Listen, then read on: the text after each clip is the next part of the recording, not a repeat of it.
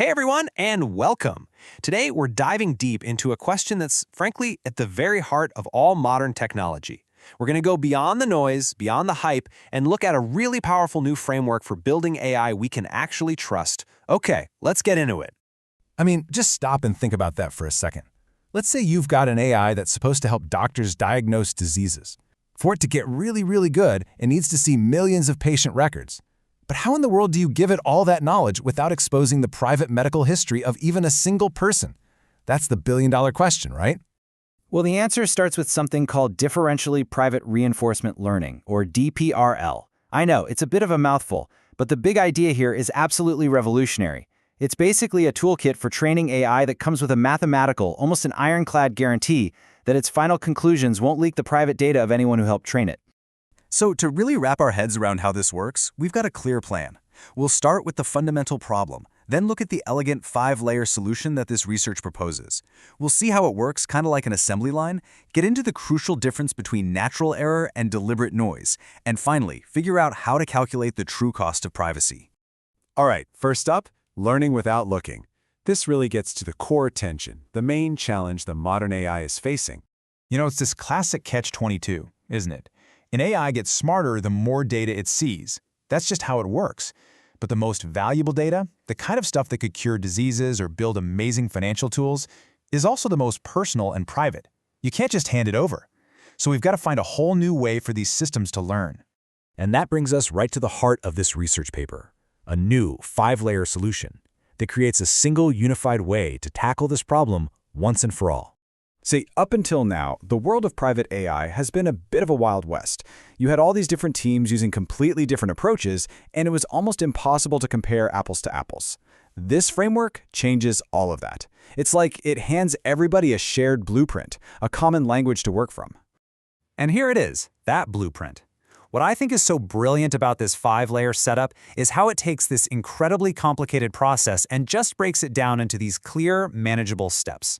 It's a roadmap that traces the journey of information all the way from raw private data to a final decision that's both smart and safe.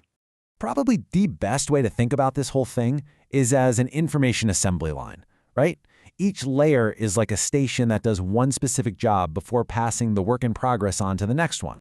So let's take a quick walk down this assembly line. Station 1, transition concentration. That's like the raw materials intake.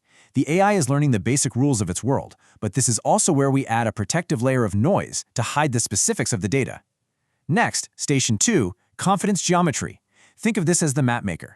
It draws boundaries around what the AI knows for sure versus what it's still uncertain about. Station 3, variance-aware propagation, is our quality control. It carefully tracks how all that uncertainty might grow and spread down the line.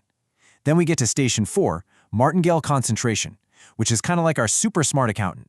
It uses some heavy-duty math to keep a running total of all the errors, especially that privacy noise we added on purpose. And finally, Station 5, regret synthesis, is final assembly. It takes everything from the previous stations and puts it all together to make one final, smart, and most importantly, private decision. So the key here is that this isn't just a random list. These layers are connected. They form a causal chain, where each step logically builds on the one before it. It's a super systematic way to tame uncertainty while managing privacy. Okay, now to really get why this framework is so powerful, we have to talk about the two different kinds of noise or error it's dealing with. This is really the central battle that's going on inside the system. So on one side, you have statistical error. This is totally normal. It's the uncertainty you get just because you've only seen a small piece of the world. The good news is, with more and more data, this kind of error tends to just fade away. But then you have privacy-induced error. This is the noise we intentionally inject to protect people's data, and this stuff is completely different. It doesn't fade away. In fact, it builds up.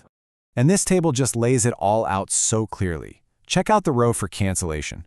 See how statistical error naturally cancels out? It's like flipping a coin. Over time, you get closer to 50-50 heads and tails. But look at the privacy error. It accumulates. It's like a debt that just keeps growing. And it's because these two behave so differently that you need a sophisticated framework like this to manage both of them at the same time. And that's really the big takeaway. Protecting privacy isn't free. The noise we add, it creates a real, measurable cost. It's a permanent penalty on the AI's performance that we have to account for. Which brings us to the grand finale here, the price of privacy. How do we actually put a number on this cost and start to manage it intelligently? The paper uses this fantastic metaphor. They call it a privacy tax. I love that. Because just like a real tax, it's a price you have to pay to get a valuable service. In this case, confidentiality. And the best part is, we get to decide how high to set that tax. So what the 5-layer framework lets us do is express this idea with actual math. You can think of it with this simple formula. Your AI's final performance is basically its best possible performance minus the natural statistical error minus the separate controllable privacy tax. The framework's real magic is that it cleanly pulls these two costs apart. And this is where it gets really practical. This table shows how developers can actually tune the system. Look at the privacy budget row. If you crank up the privacy, notice that it doesn't really change the statistical error, but it massively increases the privacy tax. This gives engineers real, tangible levers they can pull to find that perfect balance for whatever they're building. And here's what that looks like in the long run. As you keep feeding the AI more and more data, that statistical error, it just gets smaller and smaller. But the privacy tax can be a fixed cost that never goes away. And what that means is, for AI systems that run for a long, long time, the cost of privacy could end up being the single biggest thing holding back its performance. So what does this all boil down to?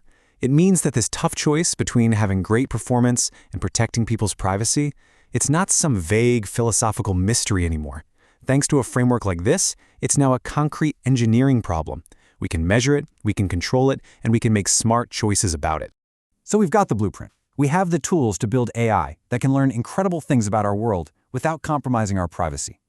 The question is no longer, can we actually do this? The real question, the one this framework leaves us with, is, now that we know how, what are we going to build?